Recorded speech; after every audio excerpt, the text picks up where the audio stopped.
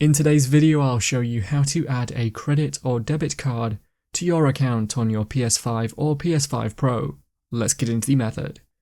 Open the settings first by selecting the gear or cog icon at the top of the home screen.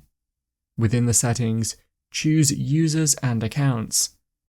Now in the Accounts section, choose Payment and Subscriptions, then Payment Methods. Now choose Credit and Debit Card, and you can either scan the QR code on your console screen or enter the details manually. When entering them manually, you'll need to enter the card details, then the billing address for that card, and then it should show as a payment option on this settings page to use. You can manage and remove the card here in the future if you need to. That's how to add a credit or debit card to your account on your PS5 or PS5 Pro. If you found the video helpful, remember to leave a like and feel free to subscribe for more. Check out the videos coming up right now, you might find these helpful too.